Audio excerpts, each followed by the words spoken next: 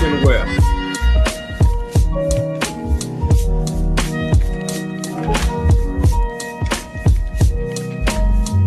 Good evening.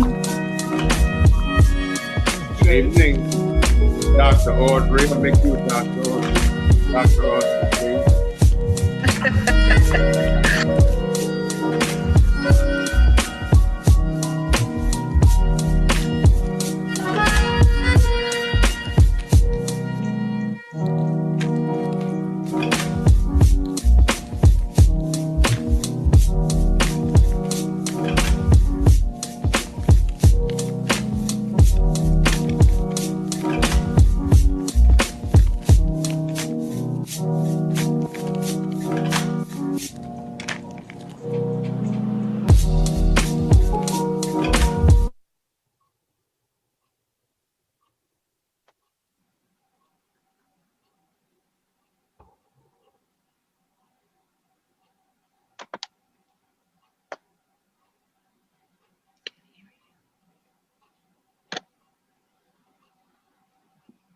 You have to unmute yourself, I think.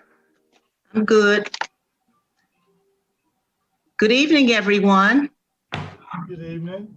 And welcome to the First Baptist Church of Highland Park's virtual screening of Rigged, the Voter Suppression Playbook. Thank you so much for joining us. My name is Audrey Chase, and I am the Vice President of the Social Justice Ministry. As is our tradition in the Baptist Church, we will be opening with a prayer by Dr. Rachel Boyd, our Social Justice Minister here at First Baptist Church of Highland Park, followed by greetings from our pastor, Dr. Henry P. Davis III. Good evening, everyone. Let's pray. Most holy, gracious, and all-powerful, loving God, our Heavenly Father, we come into your presence tonight first to acknowledge your greatness and to be informed, energized, and engaged in the struggle for justice in these United States of America. We pray that what we experience here tonight will instruct us in how to exercise our rights as citizens in a manner that is beneficial to all people. Give us unwavering strength to stand strong in the face of opposition and intimidation, but to stand in a way that is honorable to you. We are holding to your promise because your word tells us that your word will not return void. Your word tells us that no weapon formed against us shall prosper. Thank you for blessing and keeping us healthy, safe, and strong in these unprecedented times. In Jesus' name we pray, amen.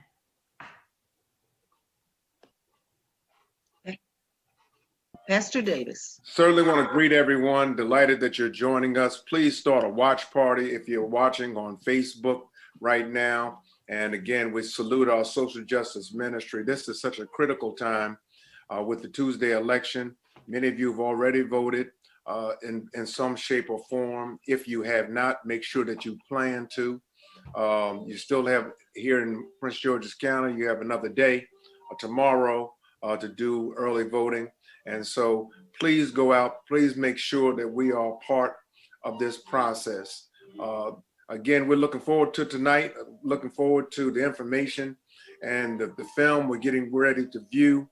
And we're just excited. I'm excited about what we're about to engage in tonight, and so appreciative of all the hard work of our social justice ministry during this season with voter registration, voter education, making sure that persons have filled out their census, all the things that we've been able to do over these last several months. And so we're looking forward to this evening, and even more so, we're looking forward to a positive return on Tuesday. And so those are my words, Sister Audrey, and thank you, Dr. Boyd, for all your great work. Thank you, Dr. Boyd, and thank you, Pastor Davis. We believe that all Americans should have free and fair access to the ballot box. Yet, very sadly, this sacred right still does not extend to all Americans, and the battle for the ballot goes on today, 55 years after the passage of the 1965 Voting Rights Act.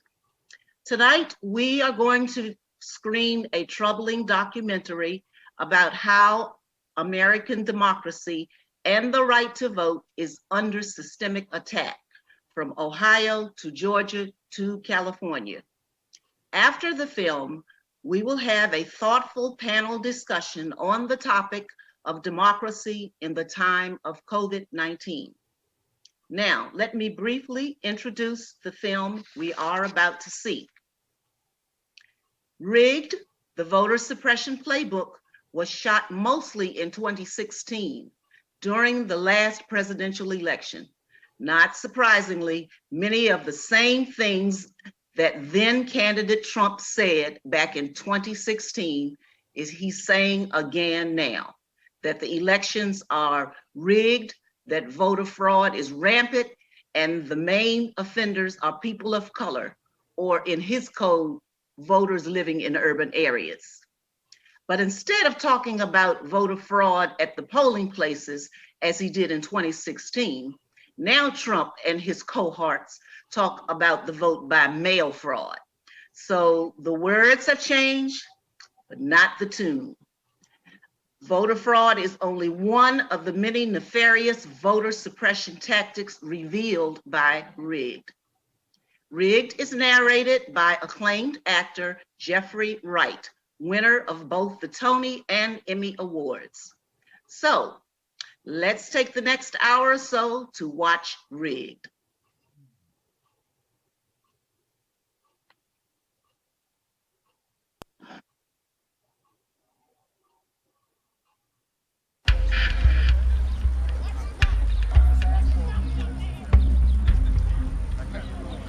I love the vote.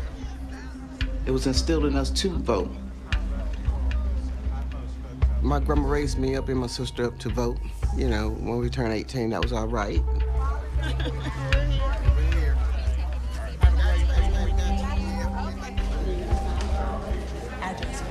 The address when I registered was 7660 Bridgewood Circle. I'm gonna have you go and stand in that line so they can update you. Okay. All right. Next voter, please. I need a picture ID. I got an old one until See what you have.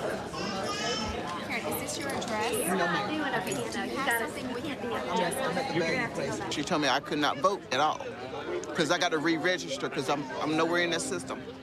They're not making it easy at all. It's tiresome, yeah. Yep, we got to clean the rolls up one way or another. I happened to stumble across the Phantom Voter Project. I started looking at my neighborhood and started finding what I believe to be a bunch of fraudulent registrations and started investigating them. It's about time we turned the lights on in the kitchen and started cleaning the cockroaches out of here. When I found out that I was purged off the rolls, and I was highly upset about it. Because, like I said, I grew up seeing my family vote. I know it's my God-given right today to vote, and I want to vote.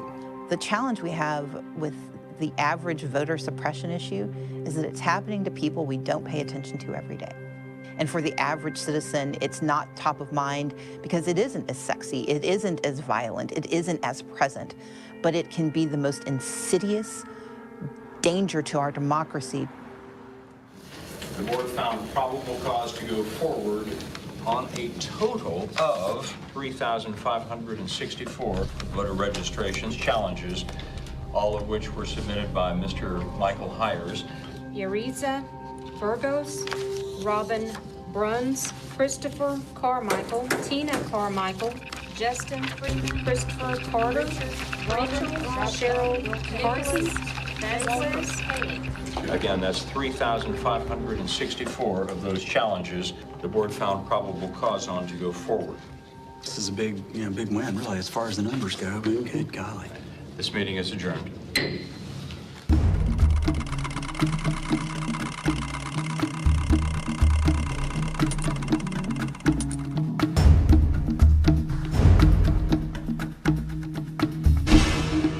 I'm Jeffrey Wright. My grandfather, born in 1904, was an oysterman on Virginia's Chesapeake Bay. And he instilled in every one of his children and his grandchildren the importance of the vote. Yes, I'm an actor. but also more importantly, an American, a citizen, a voter.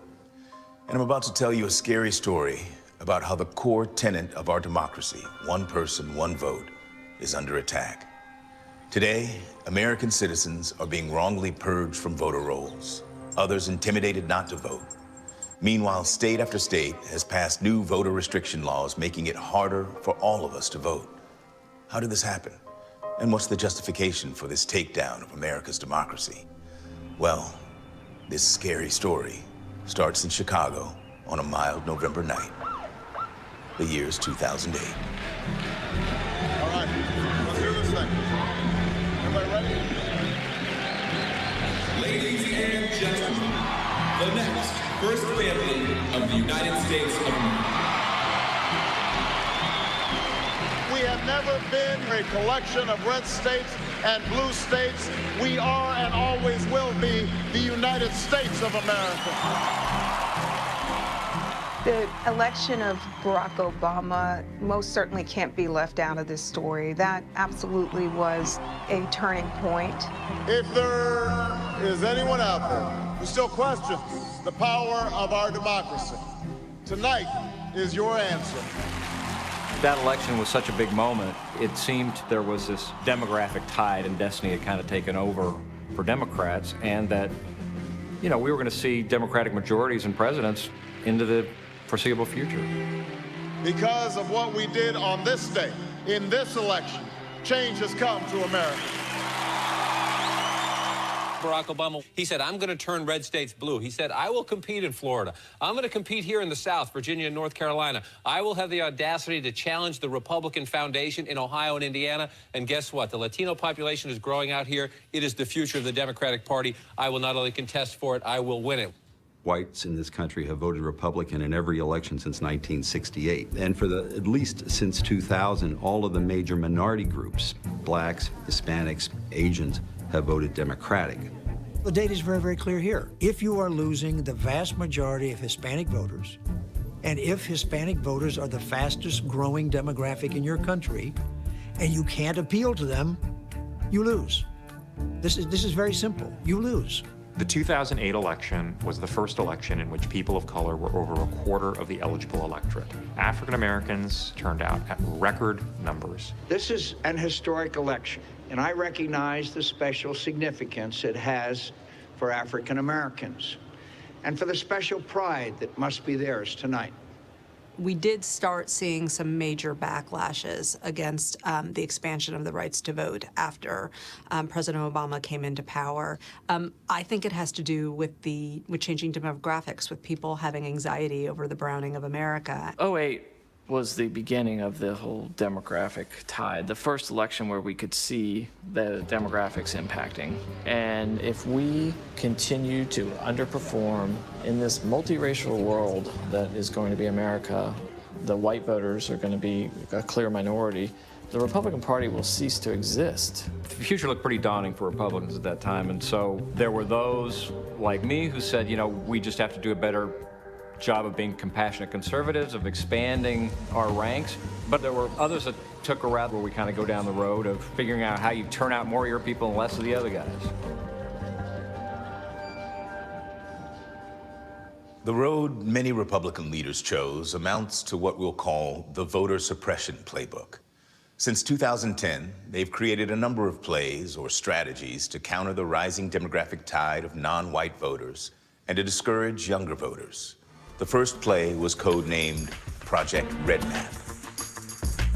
The concept was to leverage true national dollars from national donors on the Republican side and invest them in state races, state legislative races, in a way that had never been done before. In 2010, Redmap sought to change almost 20 legislative bodies to Republican control.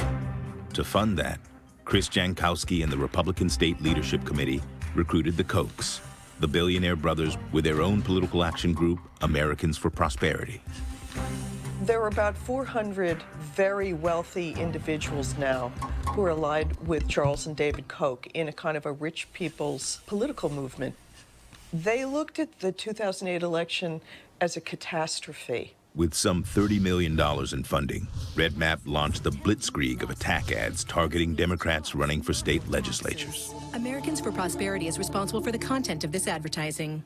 And the 2010 elections really showed that you couldn't compete with all this outside money flooding into these races. That could carry the day. And in some of these races was over $200,000 in attack ad money that just flooded into a race that before had never seen more than $50,000 per candidate.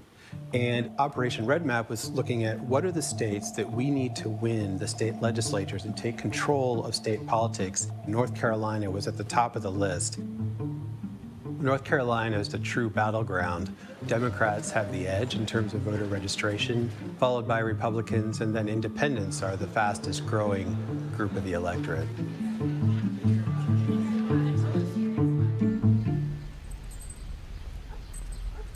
In the summer of 1999, my children are almost out of the house, and I had always been in politics and other people's campaigns. My grandfather was Speaker of the House many, many years ago here in North Carolina, and I thought, that's what I'm going to do. I'm going to run for the House, and I did, and I was elected. In these tough times, my priority is doing what I can to help families deal with rising costs. Margaret Dixon, fighting for our priorities. In 2010, North Carolina's Margaret Dixon sought re-election as a state senator. She ended up caught in Red Map's crosshairs. I had not heard of the Red Map plan at that time. I did not see it coming, and I don't think any of my former colleagues saw it coming either. Incumbent Senator Margaret Dixon. Who does she really care about using her public office to help companies she owned? Special deals, insider trading, no bid state contracts, all for her own gain. The hooker ad portrayed me as a prostitute. So that was pretty shocking. When the ads came out, I had women come to me crying at the portrayal of a woman candidate in that light. We took some artistic license. You can take a set of facts and then tell a story that fits your narrative. And the Red Map narrative worked amazingly well. Democrats across the nation took a big hit in yesterday's midterm elections, and the same thing is being felt right here in Indiana. The state Republicans overtook the state House and the state Senate. Well, there is a complete swing from a Democratic to a Republican majority. We set a record for any political party in American history in the gain of state legislative seats. We gained over 700 seats in one election. In the North Carolina Senate, on Election Day, the Senate was composed of 30 Democrats and 20 Republicans. The next day, it was 31 Republicans and 19 Democrats. The only word you can use for that is just tsunami. We did what we needed to do in 2010, which was take dominant Republican control at the state level. Red Map focused on the 2010 elections because in 2011, many state legislatures would redraw their voting districts based on the 2010 census, something that happens every 10 years. So partisan redistricting, also called gerrymandering, became the next play. And whoever gerrymanders usually wins.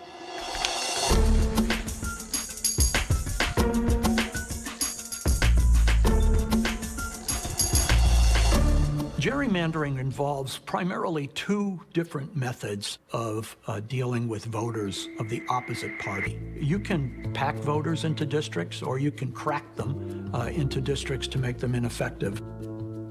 Texas is as good an example of packing and cracking as anywhere in the country, particularly the Dallas-Fort Worth area. If you look at the map that was originally drawn and approved by the Republicans in 2011. Why would this district from the north that's controlled by Anglos up here in a suburban county, why would it come in to Tarrant County like this? Well, it's because they came in and they picked up Latino voters. And you see that they just very carefully pick up this big group of Latino voters, then come back and pick up another group of Hispanic voters like that. This is a classic cracking of Latino voters.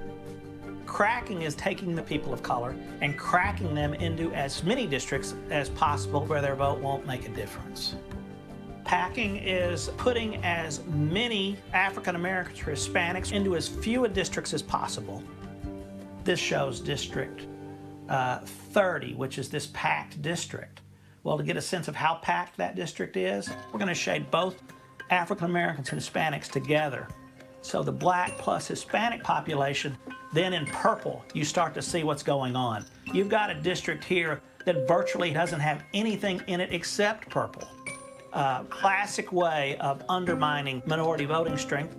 If you favor one side over the other, you can clearly take a right turn on Maple Street and a left turn on Mulberry Street and have a partisan impact. It's also an opportunity for the maximum mischief in the line drawing. The Republicans are able to draw unbelievably precise districts that maximize partisan advantage, where you can have a state where the state is relatively even between the Democrats and the Republicans, and yet the Republicans may win 2/3 or 3/4 of the congressional districts. And that's what we're seeing as a result of the redistricting in many states in 2010. The party in power really decides who's going to stay in power, and that's not real democracy, and that's what we have in way too many states in our country right now. People feel that their vote doesn't count, and gerrymandering makes sure that they feel like their vote doesn't count. Because what happens is you get pushed into a district that is completely safe for one party or the other, and if it's completely safe, why vote? Now, with their majorities secured by gerrymandering, many red map Republican legislatures executed the next power play, passing harsh new voter restriction laws. What you see is a outcropping across the country of bills in state legislatures that are dominated by Republicans, bills that require new kinds of hurdles that voters have to leap over in order to be able to vote.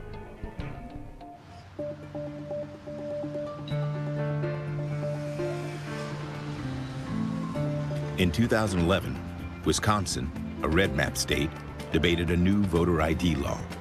The law mandated that those without an acceptable ID, like a state driver's license, would need a birth certificate or passport, social security number, and proof of state residency to vote or register to vote. In short, more hurdles, more bureaucracy, make it harder to vote. Clerk will read the bill. Senate Bill 7, relating to requiring certain identification in order to vote at a polling place or obtain an absentee ballot, verification of the addresses of electors, absentee voting procedure in certain residential care apartment complexes and adult family homes, identification cards issued by the Department of Transportation. I got involved when I was very young. My granddad was a Republican, so I said, I'll be a Republican. And he felt it was kind of like this family. So for me, I think it was a sense of belonging, a sense of, hey, I'm working for something. In 2011, Todd Albaugh was a Republican staffer. He had a front row seat on the passage of Wisconsin's voter ID law. The chair of the Senate Election Committee at the time stood up and kind of hit her finger on the counter, and she said, look, we got to start thinking about what this is going to mean if this passes to neighborhoods around Milwaukee and the college campuses. What Senator Lozick was referring is, hey, if we can suppress the college vote, and if we can suppress the minority vote in Milwaukee, it gives us a pretty good leg up on any future elections. And today, this is not a voter ID bill. This is voter suppression. It's voter disenfranchisement. This is voter confusion. This is voter restriction. This is voter discouragement bill. The term voter suppression was never used in the room, but everybody got the idea of what was being said. Just they could see on some of these senators the light in their eye. They got it. Because there are only so many white, straight, old men left. So the only way to win is to scare the shit out of people and to suppress the vote. And I saw it firsthand. I think the vast majority of our citizens want to make sure that their vote is a legal vote and that all the votes out there are legal votes, because one fraudulent vote cancels out a legal vote. And so I went to Facebook and said, this is why I left the Republican Party. So there are all kinds of forms of ID that were permissible prior to these voter ID laws. No, these voter ID laws are premised on the idea of creating a form of identification that is going to require voters to go through hoops in order to get it. Now, what kind of voters am I talking about? The average middle-class voter will say, I have a driver's license, or I have a passport. As many as 90% of registered voters have one of these forms of ID. It's in their pocket, and they think, what's the big deal? But here's the thing. 90% of people have it. That means that 10% of people don't. If you live in rural places and you have to drive, and these motor vehicle offices are few and far between, and they're not open on the weekend, and they're not open in the evenings, and when you get there, then you've got to have the underlying identification that would allow them to give you the ID that you need to vote. For example, that you have to have a birth certificate. Well, some of us have our birth certificate and some of us don't. Some of us wouldn't know how to get it. So it may cost you $15 to get the birth certificate. So you have to now add the travel costs, the time off work, the $15, all to get the voter ID so that you can exercise this right that the Supreme Court in 1886 said was preservative of all rights, the right to vote. The Supreme Court in 1966 said that a poll tax of $1.50 is unconstitutional. And if that's the case, then our view is no one should have to pay $10, $20, or $40 to get a card so that they can vote. If we could put ID easily into the hands of every voter in our country, then I wouldn't have a problem with it. But the reality is that getting access to government-issued ID today requires jumping through a lot of hoops and hurdles. And there's one thing that I think is really worth pointing out, and that's having an ID and having an ID to vote in Wisconsin are very different things. My name's Molly. If you haven't met me, what I can do is get you everything that you need to vote. Vote Riders is a nonprofit, nonpartisan organization and really focused primarily on voter ID. We're going to make sure everybody can vote. So we can get you an ID from Wisconsin, too, because you need one of those when you go and vote. I grew up in a household where we're encouraged to be civically active and to vote. In the bill, that's all you need to vote. And if somebody needs help exercising their fundamental right to vote, we should all be stopping what we're doing and figuring out what we can do as a society to make that better. Because this is about you, this is about the voters, and the people who are impacted. I can vote, but, you can't. And then I also wanted to talk about when you want to go back to the DMV. Oh, now they want to get the ID now. Zach is one of the voters that I actually met here at First United Methodist Church doing regular community outreach. I didn't think it would take all this to get an ID to vote. When President Obama got elected, I voted then, so ever since then, I've been trying to vote in every election. Zach had a pay stub, he had his Social Security card, but he didn't have a birth certificate. I'll let you hold on to these again. Okay, hang on. Okay. And we went to the DMV, and they still told me I needed my birth certificate. Yeah, I felt like I had all the right information. They were trying to just have me go around and ringer just for a birth certificate. Voter ID laws impact certain demographics. They impact low-income voters. They impact voters of color. They impact first-time voters and voters new to Wisconsin. They impact students. They impact older voters who no longer have a driver's license. Here, they make it very difficult to vote. And based on the legislature's own admission and testimony in federal court, that doesn't seem to be a mistake. The court heard evidence and concluded that there were 300,000 registered voters in the state of Wisconsin who lacked one of the forms of ID is acceptable under the law. They're trying to make it where only the rich vote for the rich. I thought it was going to be simple, but it wasn't. The studies are very, very consistent that barriers that you put in front of the ballot box are going to stop some people from voting. The true objective of voter ID laws in Wisconsin and other states was clear to the politicians passing these laws. It's something we're working on all over the country because in the states where they do have voter ID laws, you've seen actually elections begin to change towards more conservative candidates. Voter ID, which is going to allow Governor Romney to win the state of Pennsylvania. Done. The Republicans since 1984 in the presidential races have not been able to win in Wisconsin. Why would it be any different? And now we have photo ID, and I think photo ID is going to make a little bit of a difference as well. The law is going to kick the Democrats in the butt. If it hurts a bunch of college kids that's too lazy to get up off their bohunkers and go get a photo ID, so be it. Right. If it hurts a bunch of lazy blacks that wants the government to give them everything, so be it. And it just so happens that a lot of those people vote Democrat. Gee. It's astonishing, actually, 50 years plus after the Voting Rights Act was passed, that we still have to do voting rights enforcement and protection. I speak tonight for the dignity of man and the destiny of democracy. I will send to Congress a law designed to eliminate illegal barriers to the right to vote. You know, the Voting Rights Act shook up politics. Within weeks of the Voting Rights Act becoming law, black voters were being registered by the thousands in the South. And within a few years, their voter participation rates were nearly the same as white voters. After 2010, many red map states enacted voter restriction laws. However, the 1965 Voting Rights Act prevented most southern states from following suit.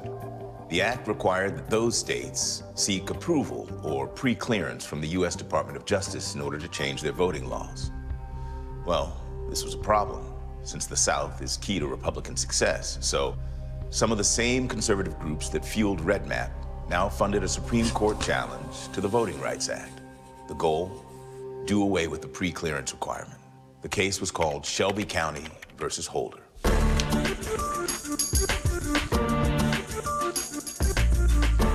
First, though, a landmark day for the Supreme Court as it struck down a key section of the landmark Voting Rights Act that was created to prevent discrimination at polling places. This is a critical day for democratic participation in America. This decision by the court is a game changer and leaves virtually unprotected minority voters in communities all over this country. When we think something like voting rights is something everybody believes and that progress only goes in one direction, we've seen sudden reverses. We've seen that history can go in the wrong direction. I mean, the ink wasn't even dry on the opinion. And the next thing you know, the states raced to the clerk's offices with legislation that would do harm to people's rights to vote. As soon as the Shelby decision was announced, North Carolina legislative leaders said, now we can go for the full bill. And the full bill was the monster vote suppression bill. So what do we have? We have 53 pages about reducing access and subtracting options, making it harder for people to vote. There's a care that's exercised, right, around the creation of these laws. And in North Carolina, the Republicans asked for information. They identified those ways of voting that were more likely to be accessed by the African-American community, and those were the ones that they outlawed in that omnibus law. Legislators asked for the demographics. And when the Republican Party received the information that the highest percentage, something like 70% of African Americans used the first week of early voting, that's what they cut. Every decision they made it after they knew the impact it would have on African Americans, Latinos, people of color, and poor people. Some Republicans have admitted that this was a way to make it a little bit tougher on Democratic voters.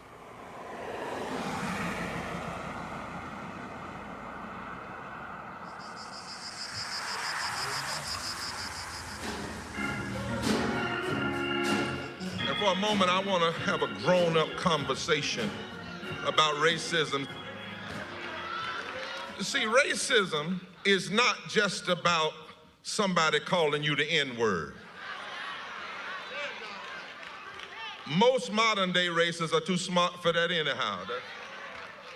Racism is about policy.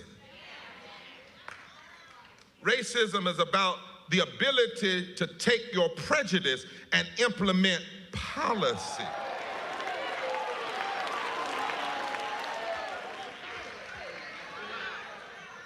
Since 2008, we've seen an all-out effort by extremists in suits and ties who sit in political seats working to abridge and deny the right to vote.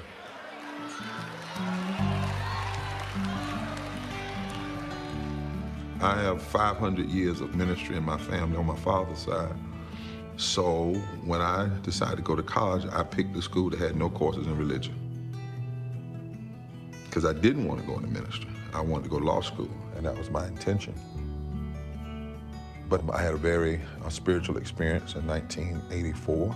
I accepted the call to ministry, but it's always been from the beginning, I don't know any way to be Christian without being involved in justice. What Reverend Barber and other leaders in North Carolina did following the enactment of these vote suppression laws, I think had a big impact in a positive way. They do not want the people to vote. Reverend Barber was really at a time where I think many people were demoralized, really being a strong voice, saying these are fundamental issues that we're going to fight for. And when you had waves and waves of people at the legislature every week willing to be arrested, I shall not be moved like a tree standing by the road. I shall not be moved. that was a real sign that they weren't going to let voting rights be given up without a fight. Nearly 1,200 people went to jail. I was arrested here about 6 times. And I like to connect it because voting rights is not just a black issue. Black and white Republicans and Democrats joined us in getting arrested. Come on, come on, come on, don't you wanna go?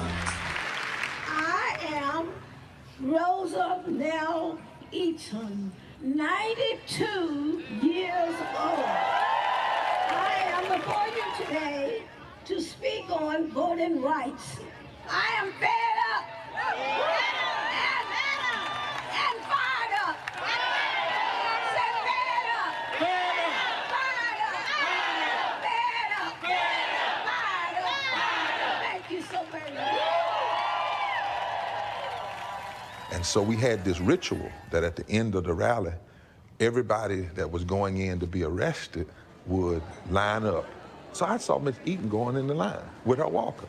I was raised in the South, so I'm taught to respect my elders and care for them. I said, Miss Rosanelle, you're gonna have to do this. You can sit this one out, we got it. She said, you back up, I got this. And she led about 150 people who all got arrested that day. Rosanelle walked with Dr. King.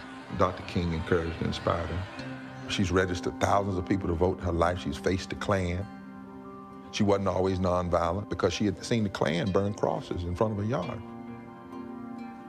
I remember her standing at the kitchen counter one day, and all of a sudden I heard her say, I didn't ever think I would have to go through this again before I got in the grave.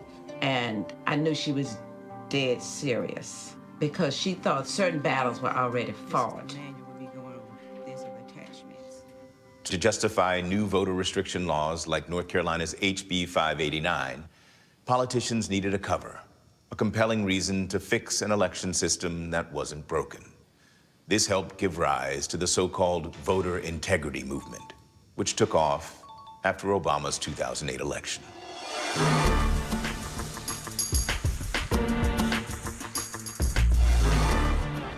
If you care about vote fraud, gentlemen, we're fighting it. We could use your help. Hey, if you care about vote fraud, we're fighting it. We could use your help. If you care about vote fraud, gentlemen, we could use your help. Thank you. I know a girl who votes 8 times and has $1 million in the bank and is on food stamps and gets everything for free, including college. How do you know she votes 8 times? Because we know her.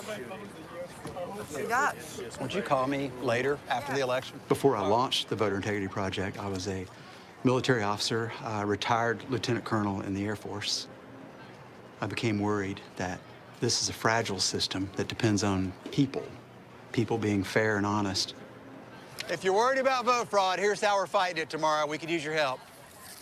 They're hiding something, and we're on to them. And that's the only question. It's not how many, it's, you know, we know they're doing it. The question is, how big a deal is it? Are they really trying to steal an entire nation? Are they really trying to rig elections in so many states that they can determine the outcome of the presidency? And a lot of people are going through life with blinders on, or like I used to tell people, it's called the toilet paper tube syndrome. You got toilet paper tubes in front of your eyes, and all you see is that little bit of world right out in front of you through the toilet paper tubes. You don't see what else going on out here. So if you're looking right here and you're not looking for voter fraud, you won't see voter fraud. Republicans saw an opportunity where they could go into states and build this notion of voter fraud, get people scared about it, scared enough that they would create new laws that would heighten the threshold to qualify to vote and make that qualification so difficult that it would suppress voters, and not coincidentally people who would vote against them. It's just a very well-organized, well-staffed, well-resourced operation that once they get an idea, they can spread it like a dandelion. All we're trying to do is protect voter integrity. We ought to protect election integrity. Voter integrity is at stake. How can you be against election integrity? There's a lot of people around the country that use this slogan. We need to make it easy to vote and hard to cheat. We want to make it easy to vote. It's very easy to vote. And we also believe it should be hard to cheat. We try to make it easy to vote and hard to cheat. Because every time a non-citizen votes, it cancels out the vote of a U.S. citizen. Every non-citizen who votes cancels out a legally cast ballot. Every time voter fraud occurs, it cancels out the vote of a lawful citizen and undermines democracy. Can't let that happen. You didn't have all this talk about fraud until all of a sudden African Americans and Latinos began to vote in record number. I've called some of the people who advance these arguments without good evidence, members of the fraudulent fraud squad, and they go around making claims that voter fraud is rampant without good evidence to support it. So, and what's the end game? The end game is passing new restrictive voting laws. I'm Chris Kobach. In order for we the people to take our country back, we need to have fair elections. I will stop voter fraud in Kansas. We need to require photo ID when people vote. Every state needs a Chris Kobach. You know, our campaign had an undeniable, unmistakable message: stop voter fraud. Could you please define voter fraud? When people say voter fraud, it encompasses a large number of potential crimes. You might be a person who's not a U.S. citizen registering. Then there's crimes on Election Day, which include things like double voting, voting in more than one state, voting under someone else's name, voting a fictitious identity. The fictitious identity problem, is significant in some states. Actually, voter fraud is substantial in Kansas. You only proved 9 cases. No, well, but here you get, so the cases we've prosecuted are just in the last 2 years using a very small legal staff. We haven't prosecuted all the cases that we could have if we had more attorneys, and we haven't prosecuted all of the many cases that we will never discover. There is no belief in actual voter fraud. What there is an attempt to restrict voter access that is using the specter of voter fraud, which is hard to prove because it doesn't exist, so you can pretend that the reason no one knows about it is because it's been so effective. So you create this boogeyman that can only be disproven by another boogeyman. So I looked into how fraud of various kinds occurs, and in particular I focused in on one kind of voter fraud, pretending to be somebody else when you walk into a polling place. I started the study in 2000, went through 2014. Out of 1 billion ballots cast, I found at the time 31 incidents, credible raising a hand, somebody has pretended to be somebody else at the polling place. When you dig in, when you actually look incident by incident, a lot of the allegations vanish. Another analysis found that out of 197 million votes cast for federal elections between 2002 and 2005, only 40 voters out of 197 million were indicted for fraud. As a percentage that is 0.00002%. That's not a lot. Most voter fraud allegations are driven by what some might term untruths. Others, less generously, call them the big lie. President Trump again this week suggested in a meeting with senators that thousands of illegal voters were bused from Massachusetts to New Hampshire. I can tell you that this issue of busing voters into New Hampshire is widely known. It's very real. It's very serious. This morning on this show is not the venue for me to lay out all the evidence. Joining me now, someone who knows New Hampshire politics very, very well, a Republican who ran the state's party over the last decade, Fergus Cullen. You, sir, on Twitter, are offering $1,000 to anyone who can prove what Stephen Miller was claiming. Do you have any takers? So far, shockingly, no one has been able to come up with any evidence, no pictures of one of these magic buses delivering hundreds, if not thousands, of people from Massachusetts to New Hampshire. No one has any evidence at all. You know, the buses are red meat to some activists. I got a call from somebody going, hey, there's buses. They urged me and begged me to get over here as fast as I could to check it out, but I don't see any buses. In New Hampshire, I've seen it. I've seen busloads of people. Again, I mean, this is where we keep coming back to. Based on what I've seen with my own eyes, busloads of people coming in, whether they're illegal, meaning they came into the country illegally, or they're illegal voters. You saw that. Well, I know Josh has seen it, yeah, and I've seen it too. Josh, did you see busloads and busloads of people coming in from somewhere else? I wouldn't characterize it as busloads and busloads. Billy, are you sticking with that you've seen busloads or no? I have seen busloads. Yeah, I guess I can't cite the busloads that I've seen and where I've seen them and stuff, but on television I've seen it. Something significant shifted in America over the last decade or so. And it's pretty simple. It shifted from people thinking there was opportunity to thinking that opportunity is being taken away from them. That others, you define that however you want, are coming across the borders or from wherever, and they are changing our way of life. And one place I can lay that blame is to say, people are stealing elections. Those other people, that other party, those people that are trying to take stuff away from me are doing it illegally. Because people don't want to say it's, you know, people don't want to admit that life changes. What a great place. Thank you very much. So we have thousands of people outside trying to get in, but we should start. Do we agree? We're fighting vote fraud, if you are interested in that. Of course, we were worried about vote fraud. Yeah, I am too. We're worried about Read vote that. fraud in North Carolina. But people will. They'll vote many times. Somebody coming up and voting 15 times for Hillary. I think he's going to win, unless the only way she can win is if she steals the election. That's what I'm afraid of, too, which is why you need to read that and decide if you want to fight vote fraud, if you care about it. And I will not tell you to vote 15 times. You won't vote 15 times.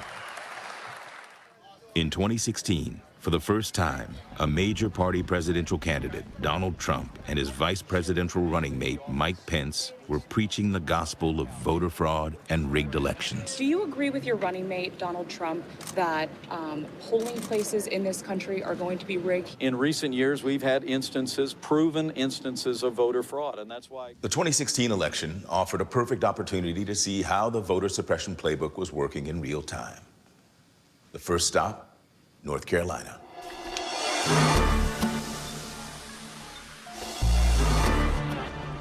My name is Michael Evan Hires.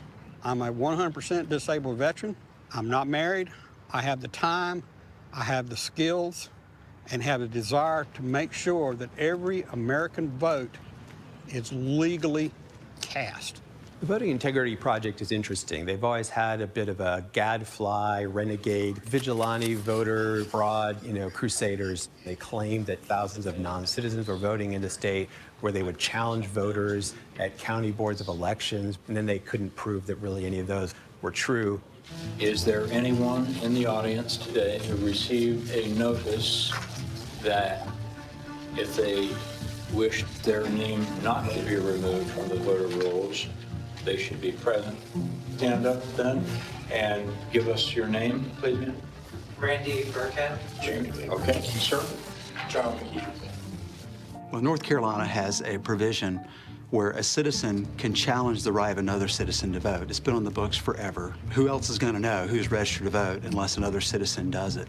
Some of the laws that wind up being discriminatory today had discriminatory intent when they were first written in the early 1900s as part of the Jim Crow laws.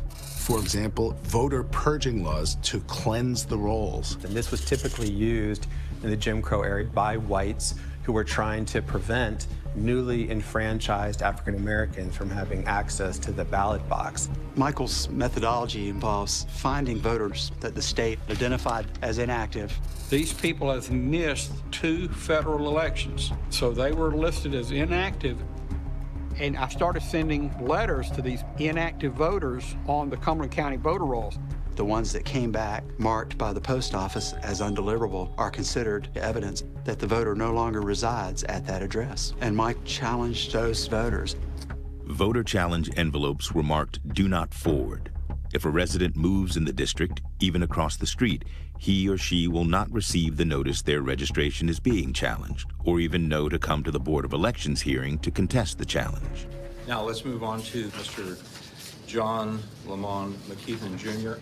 Some people have the knack of spotting anomalies. It's kind of like seeing a lump of coal in a bale of cotton. It'll just pop right out at you. Let me just ask you, what do you want this board to know concerning your place of residence?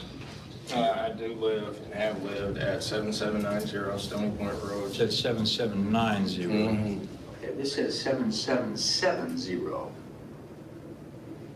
Is there a possibility that people got struck from the rolls mistakenly because the post office did not appropriately deliver the mailings to them? There is a small possibility on that. Do you solemnly swear that the testimony you are about to give concerning this matter shall be the truth, the whole truth, and nothing but the truth, so help you God? I do. All the evidence shows that when someone is purged from the rolls, it's extremely unlikely that they're going to re-register. It's hard to get them to re-register. And I worry that it will diminish the will to participate in the political process. And the danger is if states use unreliable information to take voters off the rolls, and if they do not give voters adequate notice and an opportunity to contest their removal, then we could have a situation where hundreds or even thousands of legitimate voters are being taken off of the rolls without their knowledge.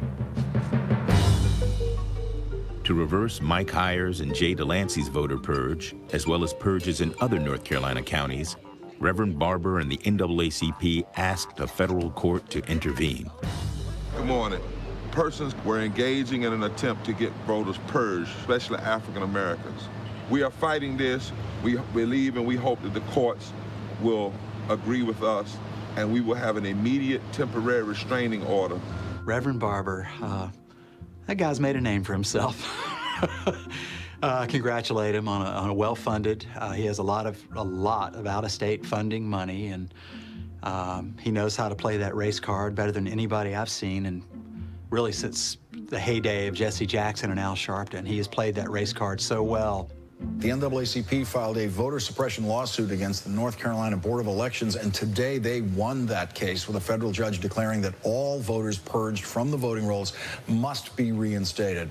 The NAACP in North Carolina, they filed a lawsuit in federal court, and actually they went judge shopping. They found a black female judge that they could influence emotionally. In my opinion, and not so humble opinion at that.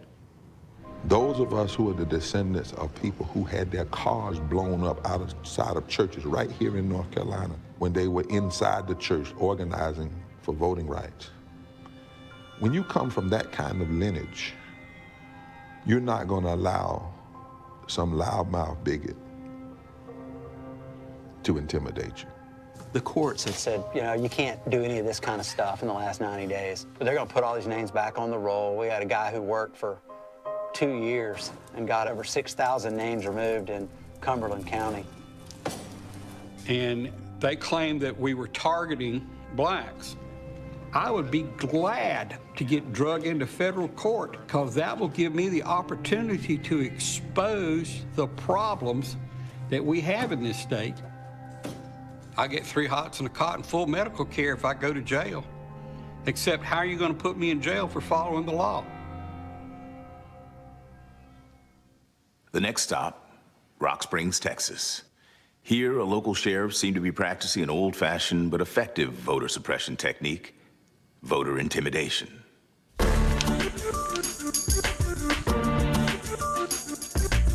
The whole idea is to make voting seem like a dangerous proposition, that it's something that might get you in trouble.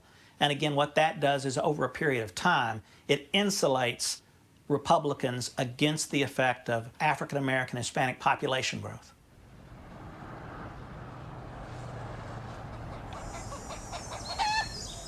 In Edwards County, Texas, we received reports that the local sheriff, who's connected to the militia movement and who prides herself on being, you know, this tough cowgirl sheriff, she had actually engaged personally in efforts to intimidate voters.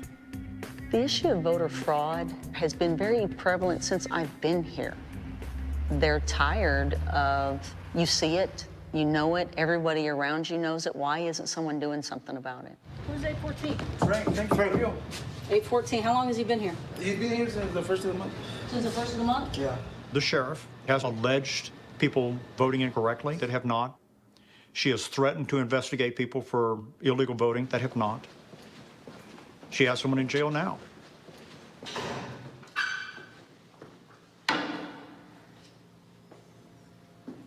I'm not guilty of nothing because I did the right thing. As I went to go do it, I asked.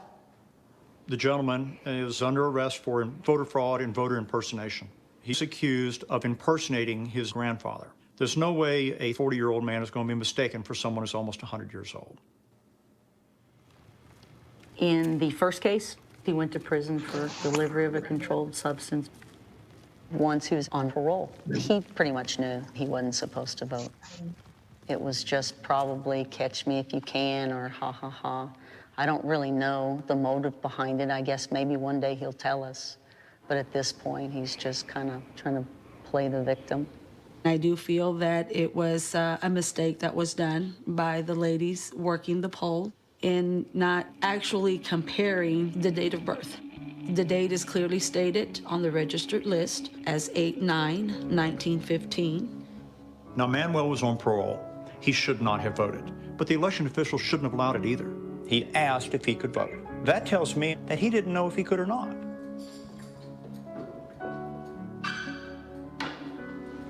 The intimidation comes in the arrest itself. Him sitting in jail would send a very strong message to a lot of people and intimidate a lot of people as to not to go out and vote. You have leg restraints, or? Yeah, I think Sheriff wanted him in leg restraints. So, Sheriff, she has been diligently trying to root out the corruption ever since she took office over here. She already has. We've had more arrests ever. Perhaps this might make some of the people who are entertaining the idea of voting illegally, it may wake them up and say, hey, they're not going to let me get away with it if I get caught.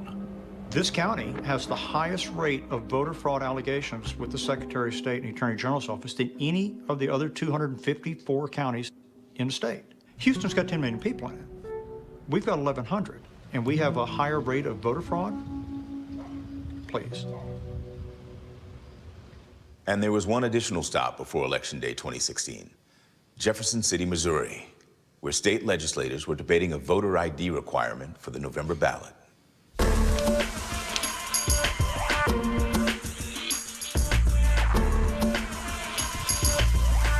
2006, there were only 2 states in the country that had what I'd call a strict voter identification requirement. And then all of a sudden, after the 2008 election, we have a wave of laws, unheard of virtually, that make it harder for people to participate and in almost every instance disproportionately hit precisely these segments of the electorate that are emerging. So it's hard for someone like me to look at that and think this is just a coincidence.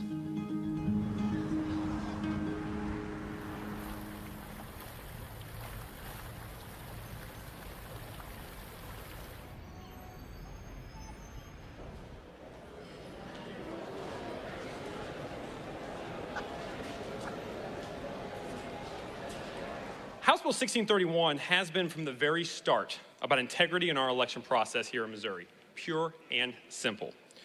House Bill 1631 is the implementation of photo voter ID in the state of Missouri. Implementing procedures to safeguard against fraud helps ensures that qualified registered voters' votes are not diluted by unlawful activity. And what is that? That is what photo ID is trying to do. So you think protecting against fraud is a bad idea? I'm not going to go down that rabbit hole, gentlemen. We have protections against fraud right now. Stop trying to confuse people and sensationalize an issue to back up your point of view. Be intellectually honest about what's going where are you on. coming from What on this can you case? point to? What voter identification fraud can you point to that's happened in the state of Missouri that your bill would address? How do you, without this implementation in effect, That's what gentlemen, we call a non-responsive answer because you did not respond. That's okay. I understand. I would implore the body to think real hard about their vote on this and ask them to vote no. Thank you. All those in favor will vote yes. All those opposed will vote no. Mr. Clerk, please ring the bell and open the board.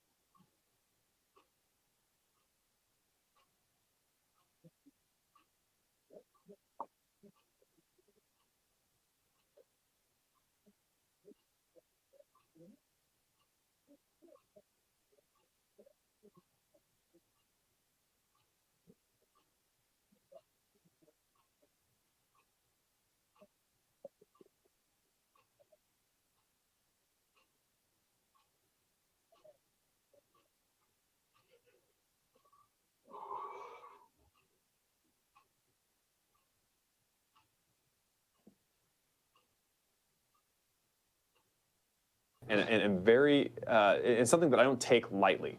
Your vote is your own, and it's extremely important in a democracy. I'm just trying to put more integrity into our voting process. We're very honored to have the Reverend Cassandra Gould with us. I wear this shirt. My mom's name was Carrie. My mom was, I was born in a little town in Alabama, 47 miles from Selma. My mother was a voter rights worker.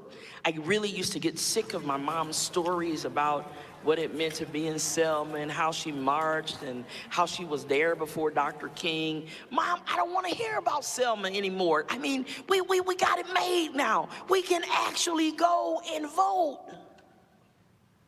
So I thought.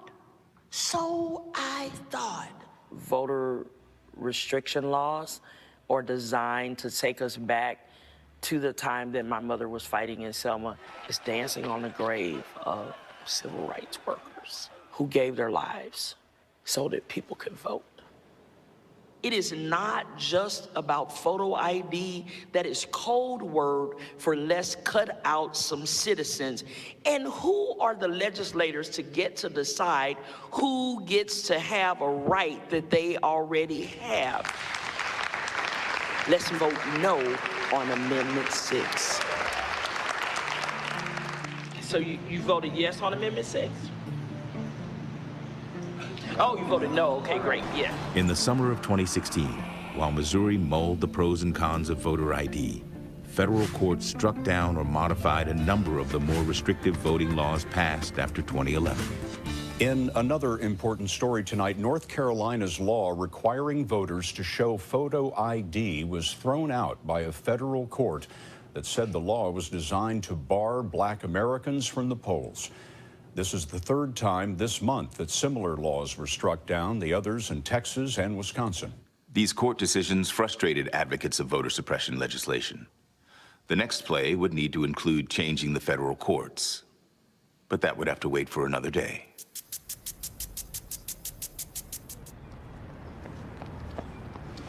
It's a Tuesday morning, but not just any Tuesday morning, Election Day. Good morning, America. Election Day 2016. Election Day officially starts right now. So who did you vote for? Tough decision. If Hillary wins, I'm done, probably. I don't know what will happen, but it scares the crap out of me, because if she wins, I'm afraid I'll be hunted down like a dog.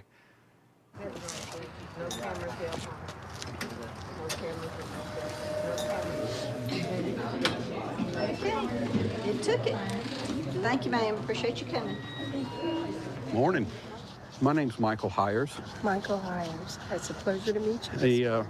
Well, you may not think so when you go back and research my name, but I'm the fellow that's been filing the voter challenges. Let's face it, there are unscrupulous people out there, and they could go to the polls and impersonate somebody. I'll tell you what, It's a pleasure. if I could get more people of all, I don't hate to say race, because we're all the human race, Yes. but of more ethnic backgrounds involved in this, that way people wouldn't be taking pot shots at me.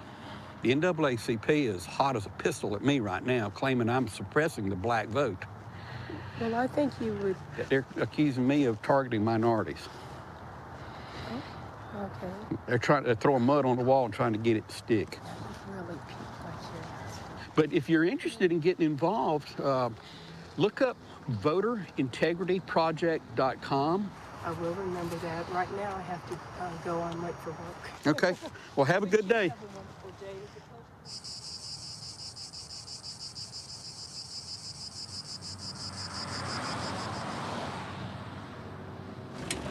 Right now, we're delivering election equipment. I wonder if we can put that tabulator right here. Ready? We can't let it drop.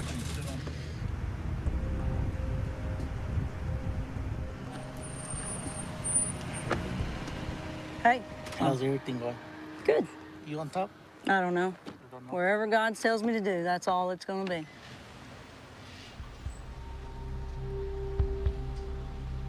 What's the first president I voted for? Al Gore. See how that turns out, right? You have your... I got my documents. All right. Voting with my son. Oh, you did it. First time, right? Good stuff.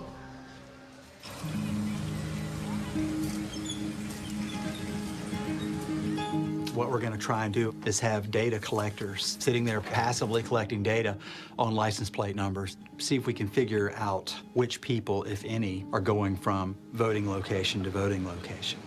The illegitimate reason would be if someone is what we call a serial voter and going from location A to B to C, using a different name at each one. And what we want to know is how prevalent is this? You see any vote fraud? Not yet. I gotta take this. Hey, Jam. Have you seen any fraud, heard of any fraud? No, we have not. No, with only 6 data collectors, the odds of getting someone who showed up at 2 locations are slim and none.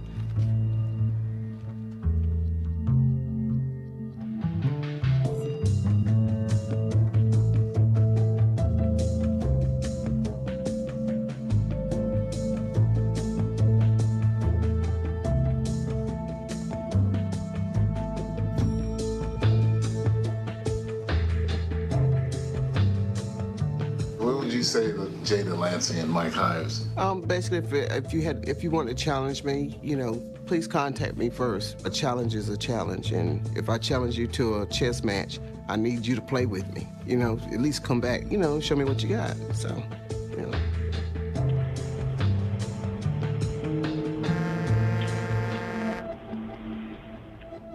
Missouri becomes a voter photo ID state, with Amendment 6 passing with 64% of the vote. It looks like it's going to be a loss for us, and it's really a loss for the people. I believe that the right to vote is sacred, so I'm really grieved in my spirit right now. Not a lot has turned around in Missouri in the last 40 years, except in the wrong direction.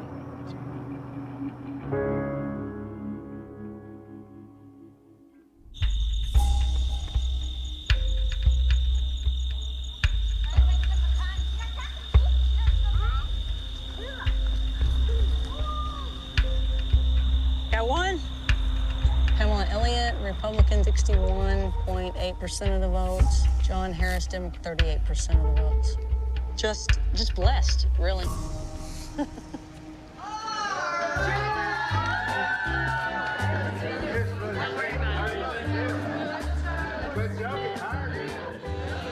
How's Trump doing? Good? Good. Awesome. Ladies and gentlemen, the next president of the United States, Donald Trump. Thank you. It's been an honor. God bless. Thank God.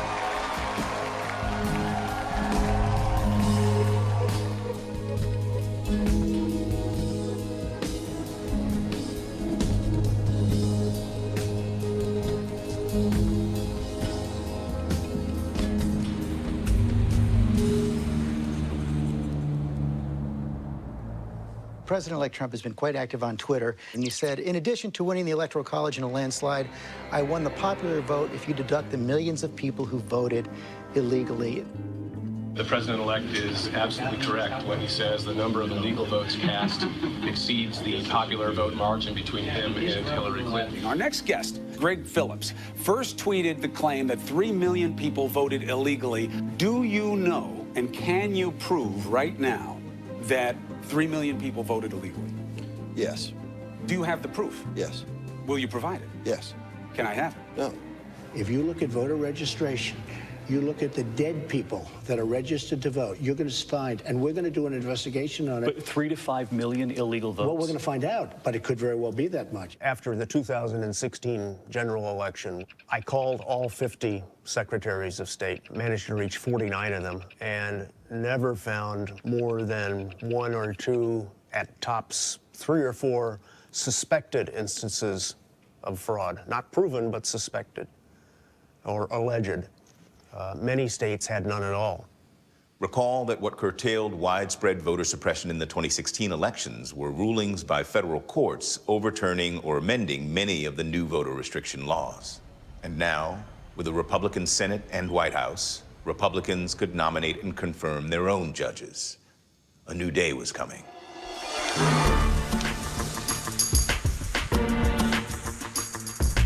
Welcome, everyone, especially the nominees and their families, to today's nominations hearing. We'll hear from 4 nominees to district courts. President Trump has set a record for the most number of judges named to the courts of any first-year president ever in American history. But think of 145 district judges.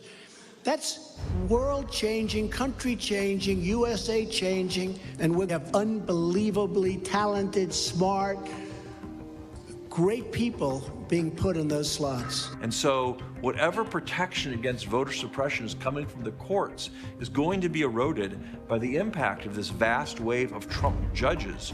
And the Democrats are decades behind Republicans in terms of recruiting and thinking about how to control the judiciary. I mean, the Federalist Society in many ways is writing the lists of judges for the Trump administration to pick from.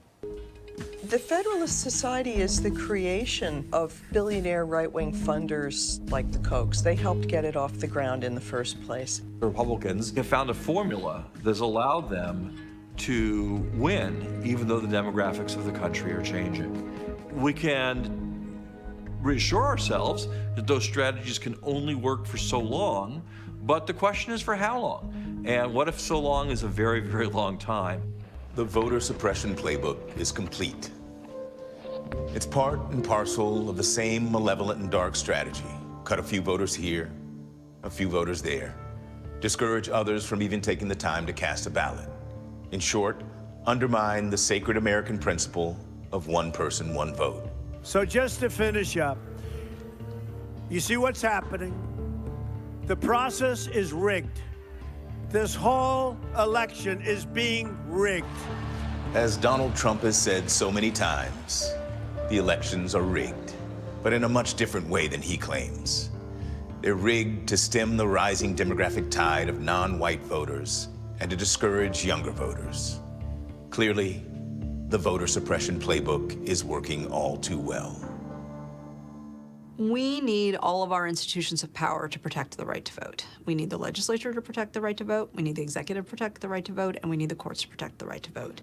When you deprive people of the right to vote, the vote being the very fiber of this wonderful quilt we call democracy, when you begin to tear the threads away, saying this person can't vote, that person can't vote, that person can't vote, the next thing you know, you will not have a democracy. I think our founding fathers were brilliant, and I think they put in guardrails of democracy to keep the crazy out. Now, I think we're being sorely tested, and we're going to see how strong those guardrails are because they've never been tested like this. But that's the nature of democracy, that it's not static. It doesn't just stay free and open because it's a democracy. It's because every day you fight to keep it open. Every day you have to put your shoulder to it. We have to dream about the democracy we want to have. We have to say, whose side are you on in this fight for a robust democracy? People don't understand why it's so important that this experiment we call the United States continues. Then you say, well, it's always been this way in my life, so I'm sure America's going to continue the same way. Well, are you? The right to vote isn't partisan. It is an important part, and it's in fact a bedrock part of our democracy, that people own the agency to participate in their government. And until we can say, without doubt, one nation, under God, indivisible, with liberty and justice for all, until that means exactly what it says, we are still working toward becoming a more perfect union.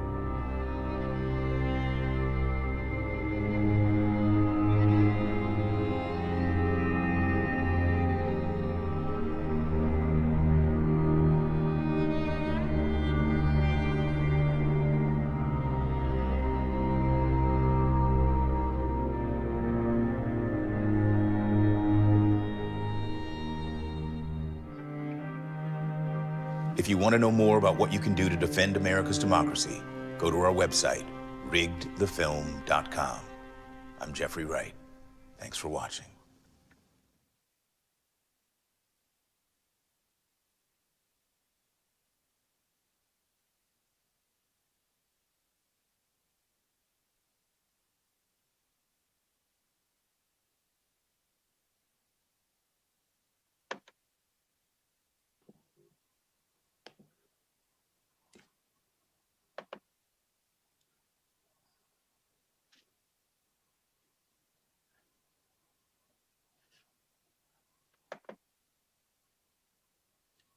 Audrey, can you unmute? I can unmute, but I can't return my video. Okay, this host has sent me a message. All right. Okay, welcome back, everyone. Whew. I hope you found Rigged informative. I hope you found it motivational and maybe a little infuriating as well. Now I want to introduce you to the moderator for the panel discussion, our own Reverend Dr. Rachel Boyd. Reverend Rachel is an associate minister here at First Baptist of Highland Park and heads up our social justice ministry. You might be interested to know that before accepting her call to full-time ministry, she served as a senior executive for the Office of the Director of National Intelligence. Reverend Rachel, the floor is yours. Thanks, Audrey. I have been excitedly waiting for this moment where we would share this film with so many of you for the last couple of weeks. I can't say that that I'm overjoyed. It's unfortunate that we have to talk about these kinds of issues, but the purpose is to share, to inform, and to ignite and excite some sense of response from the citizenship. And so that's why we're here on tonight. Let me introduce our panelists.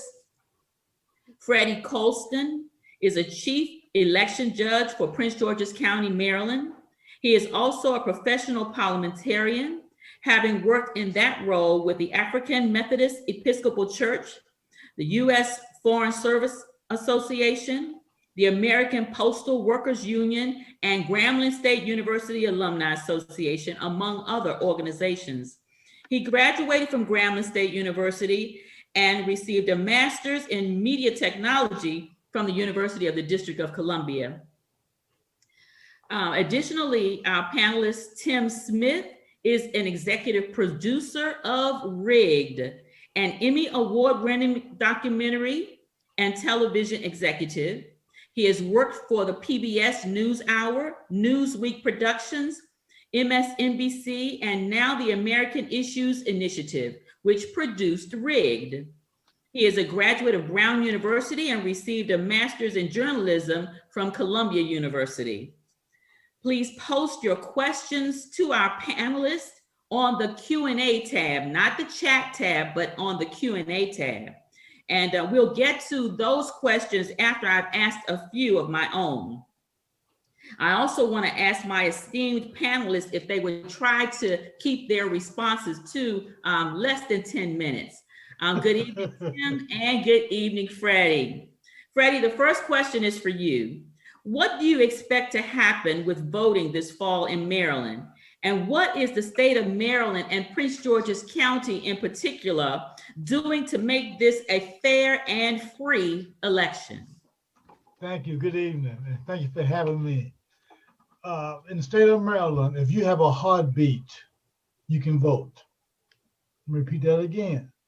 In the state of Maryland, if you have a heartbeat, you can vote. We have in place that individuals who are not registered, you can show up early voting and register. Regular voting places on November 3rd, if you're not a registered voter, you can show up and register, vote at the same time. In the state of Maryland, if you're convicted felon and you serve your time and not a registered voter, you can show up, register, and vote on the same day. Also, if you're a paraplegic, if you are illiterate, you cannot read, you cannot write, we have in place where you're allowed to vote. If you are visually impaired or handicapped in any way, you can show up, register, and someone can aid you in voting. We have in place that if you are unable to leave your home for any reason, you can have what we call an absentee ballot designee of an agent who, once you sign a contract, they can come to your house, get the information, pick up your ballot, take your ballot to you, that you fill that ballot out, and they can take it back to the place to cast that vote for you. Also, we have from the 26th of October through the 2nd of November, from 7 a.m. to 8 p.m. early voting. And also on the day of, from 7 until 8 p.m., you can vote as well. We have 42 drop-off boxes in locations. I have them in front of me, but you would not allow me to give those, but you can get those. And we have 24-hour guard service at all these locations to allow you to cash your ballot.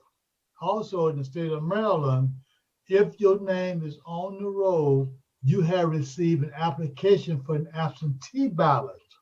And therefore, I am part of the canvassing team. So it's my job to help count the ballots. So therefore, normally the second week after the election is over, you will be counting the ballots. We started 2 weeks ago because we have so much ballots to be counted. I'll be at the polling place tomorrow morning at 5:30, and I may leave at 9 o'clock. So in the state of Maryland, all you have to do, you do not need an ID to vote in the state of Maryland. And repeat that again. You do not need an ID to vote in the state of Maryland. You show up, they ask you a question. What is your name, your address, your month and date of birth? And then you can proceed on to cast your ballot. This is a sample of the ballot this is a sample ballot that you can use. Also, if you're unable to mark into the circle, here is from the ballot marking advice. This is the one that you write out. This is the one that we give to you. They both are the same. It will allow you to cast your ballot. Also, we have sent out to you a simple ballot form. Yes. And therefore, you will take your time and you can fill out the ballot form and take it with you. Also, there are no electronics allowed in the polling place. I understand.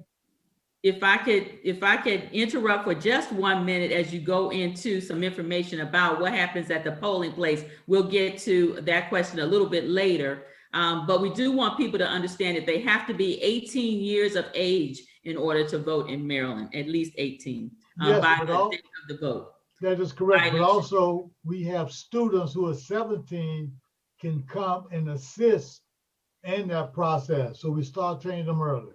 Great. Thank you so much. Tim, the next question is for you. I see some questions in the Q&A section. We'll get to those after a few questions that we have. Tim, the next question is for you. One of the last tactics in your film is changing the courts. What impact might the unprecedented number of new Trump judges have on the upcoming election? In the past, the courts were seen as the last bulwark to protect voting rights. Is that still the case? Well, let me just say one thing to Freddie. I live in Connecticut and we have no early voting here. And it's a Democratic state. So I wish that we had what you have in Maryland. So I'm very jealous. Answering your question, obviously we started this film in 2016 and at that point, the courts were still sort of, pro-voting rights. They turned down the voter ID law in North Carolina. They threw that out. They threw it out in Wisconsin and in Texas. Obviously, since then, Trump has now appointed 25% of the judges, and a third of the judges on the Supreme Court. So the courts are definitely not sort of in the favor of voting rights. Sadly, I mean, we saw this in Florida with Amendment 4, where that passed with 62% of the vote. I mean, it was Republicans and Democrats were in favor of felon enfranchisement. Then the Republican legislature and the Republican governor passed the law to, force felons to, pay their court fees and fines before they could vote. Obviously, kind of a later day Jim Crow poll tax. A number of state courts, said this law was illegal, but eventually got to a federal court where four of the, it was validated, this law, by the court 5-4. 4 of the judges who voted for it were Trump judges. So, it's just, it's very scary. It obviously would be scary what happens if this election goes to the Supreme Court. Obviously with the 6-3 sort of conservative majority at the present time. So, we have 3 sort of branches of government, and 2 of them were not working for voting rights, and the courts were the last one that was really fighting for it, and now that's no longer the case. Thank you for your response. Freddie, the next question is for you. We all want people to register and to vote. Yet coming out of all the protests over the tragic deaths of George Floyd and Breonna Taylor, just to name a few, Some younger protesters say their votes don't seem to matter, that the political issues they care about, gun control, criminal justice reform, healthcare, economic inequities, climate change, are not being addressed. So they ask, why vote? How would you respond to these young people? I would say that the avenue is there for you to make the difference, to make the change, to make your voice heard. If you do not vote, you don't have a voice. You have people who will complain, and I would ask a person, first thing I would ask him, I don't care who you voted for, what issue you voted on. Did you vote? If you voted, then we have a conversation. We have a voice. If you did not vote, you don't have a conversation. You don't have a voice. Your vote count. Yes. Matter of fact, my vote is the one that got Obama both times. It was my vote that did it. If each of us can believe that my vote counts, your vote counts, and therefore now you have a voice to be able to put judges in the right places, to put attorneys, state's attorneys in the right places. But if you don't use that mechanism, which are that responsibility to say, I have a voice, I have a vote, and my vote counts. I'm gonna get knocked down, but I'm gonna get up again and do it again. I'm gonna get knocked down again, I'm gonna get up again and do it again. The more you knock me down, the more I'm gonna get up. You're not gonna stop me. So therefore, you got to let them individuals know that, look, you're not our future, you are our present right now. That's right. Thank you for your response. I would say to our young people, unmute your mic. You have a mic, use it. You use it with your friends, you use it with where you work, use it in the voting box, vote. And as the NAACP attorney said, democracy is a fight, a continuing fight. We have to continue to fight to make this the best democracy we can. And it won't be without every voter. Tim, the next question is for you. What methods of voter suppression should we as voters and citizens be wary of this fall? Voter purging, the use of voter ID, closing of polling places, the breakdown of machines, etc. Any of these, all of the above? And a follow-up question, what can we do to combat these tactics? Well, let me just answer the question you asked Freddie, just one other point. If the vote wasn't important, they wouldn't be working so hard to suppress it, the Republicans. So obviously they know it's important. So, you know, we can't let them win. This, you know, when we made this film in 2016 and you know, basically voter suppression is like COVID. I mean, it evolves, it mutates. This time around, I mean, back in 2016, Trump was talking about rigged elections at the polls. He was talking about, you know, people were going to commit voter fraud at the polls. Now he's talking about voter fraud by the mail. I mean, with the post office and, you know, kind of shutting down the post office. In California, the Republican Party put out fake drop boxes for ballots. In Texas, they only have one drop box per county for absentee ballots, which is okay if you live in one county, which only has 140 people, but Harris County has like 4 million people. So, you know, do the math. Same in Ohio. I mean, they have one open polling place per county, you know, which doesn't make so much sense in Cleveland as it does in rural counties. So, you know, they continue to sort of play this game. You know, was in touch last week with the South Carolina Democratic Party. They told me there were some places in South Carolina where they're printing ballots that didn't have Jamie Harrison's name on it. You know, it just had Graham's name for Senate and it didn't have Harrison's. I mean, it's just, you know, you can't make it up. But, you know, what do you do?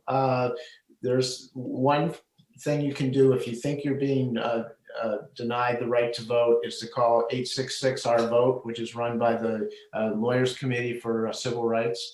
So they have lawyers that are standing by, and they'll take your call. If you go to your polling place and it's closed, and there are 26,000 polling places that have been closed since 2016. If you go to your polling place and it's no longer a polling place, you can call them at 866-OUR-VOTE, and they'll sort of tell you, they'll ask you your address. You can say, I live at, 123, Nod Lane, and they'll say, well, in Landover, Maryland, and they'll say, well, you should go to XYZ school and you can vote there. So that's a very good number. One other thing I suggest is there's a group called powerthepolls.org, which is signing people up to work the polls, because one of the things that's happening is with COVID, there are a lot of people who are older who generally work the polls who will be afraid to work the polls.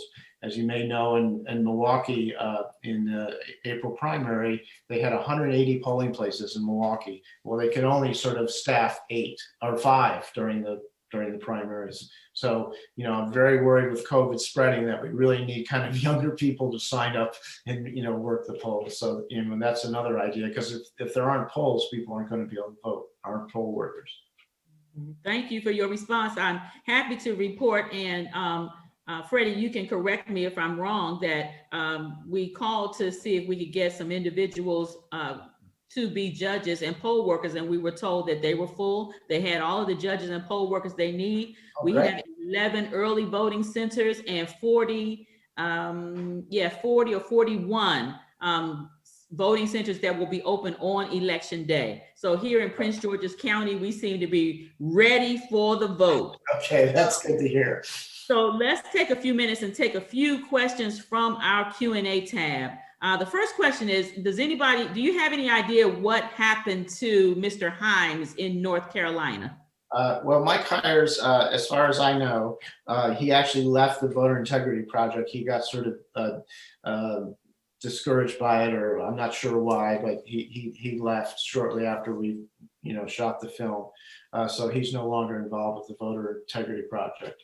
But Jay, who's also in the film, is still very heavily involved, and I get emails from him all the time. And he's still out there fighting the good fight against voter fraud. Obviously, not able to find it, but it's just like I don't know what he's looking for, but he's not finding it. Right. Well, I think that's a good thing. That's a good thing. The next question. If the lines are long on November 3rd and it is past closing time for the polls, how will voting be handled? Freddie, that one's for you. Yeah. Did we lose Freddie? Let's see. I don't see him. I think we lost him. Okay, we'll have to take that one and see if we can post it to the Social Justice Ministry Facebook page. Okay. We will research that and post a response to the Social Justice Ministry Facebook page. The next question, let's see. Regarding, Freddie's not on, let me see if we can answer this. Regarding Prince George's County, has voter fraud been reported? Have any Prince George's County citizens reported that they were turned away from the polls so far? And lastly, have Prince George's County citizens expressed concerns regarding gerrymandering and or PAC and crack? I can respond a little bit to gerrymandering. I mean, there was a case that was brought to the Supreme Court on gerrymandering, and Maryland was one of the states, and the other one was Wisconsin. The reality is that gerrymandering in Maryland was done by the Democrats. So, it's not necessarily done mostly, but only by Republicans, but Democrats have done it in the past, but obviously the Republicans control many more state houses, and so do it at a much greater rate. I will take the other questions, and we will try to get back in touch with Freddie and post those to our Facebook page. Here's another question. Why isn't voter suppression? Well, the question is, why isn't voter suppression against the law? Well, a lot of it is. Voter intimidation is against the law. I mean, a lot of it is covered by the Voting Rights Act.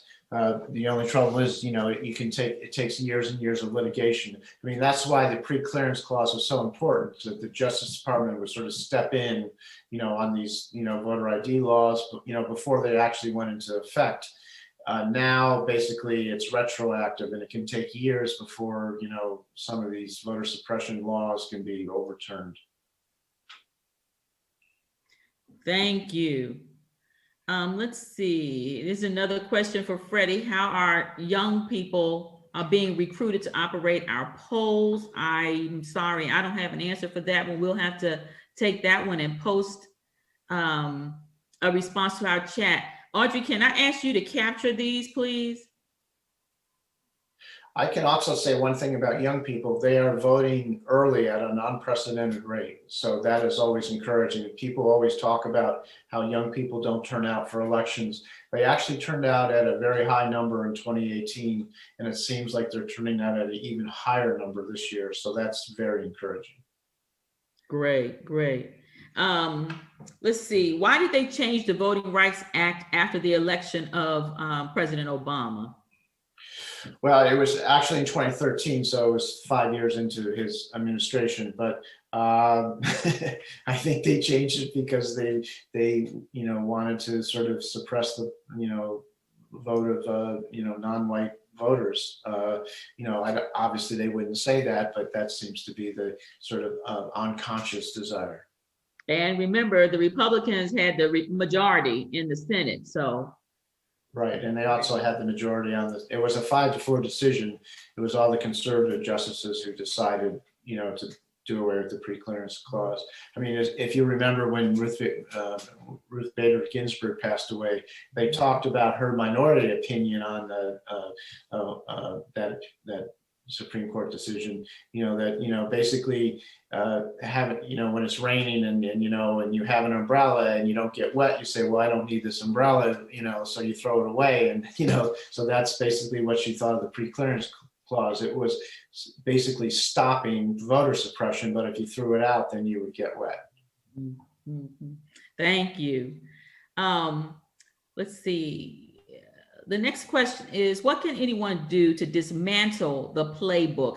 This is an excellent question, and there is an answer on the site, but let me finish the question and you can address that. We actually have something, and Kevin hopefully can put it in the chat, called the Democracy Playbook, which actually takes the 9 plays in the film and gives an answer to each one. How do you reverse it? How to reverse, what's happening with the courts? How do you reverse sort of the issues with voter ID?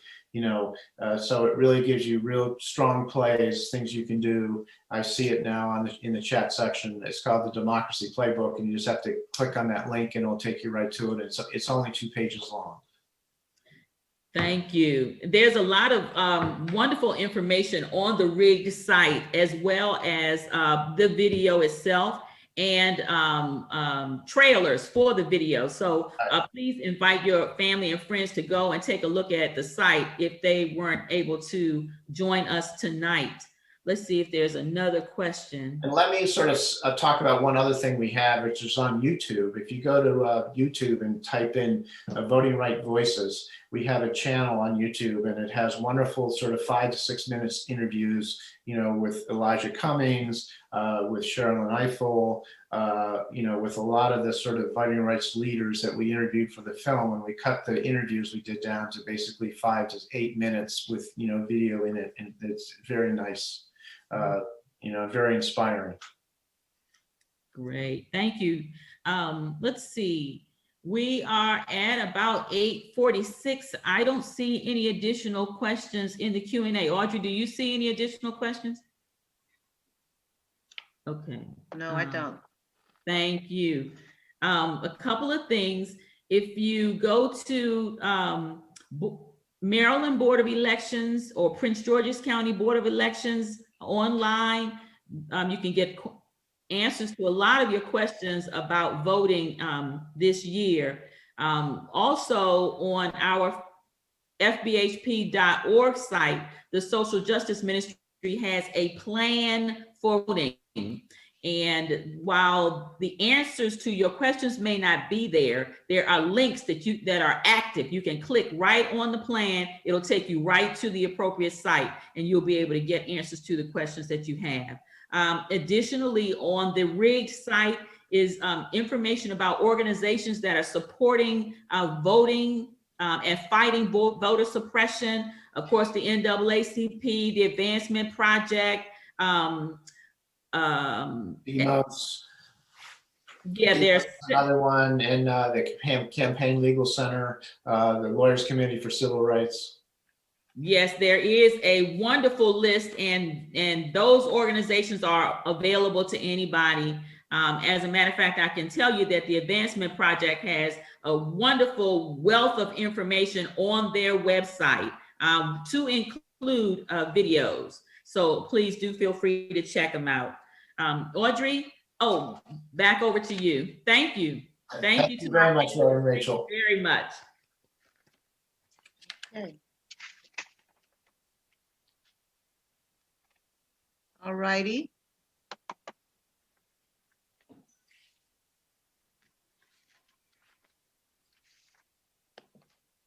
Okay, are there any additional closing remarks, Dr. Davis, Pastor Davis?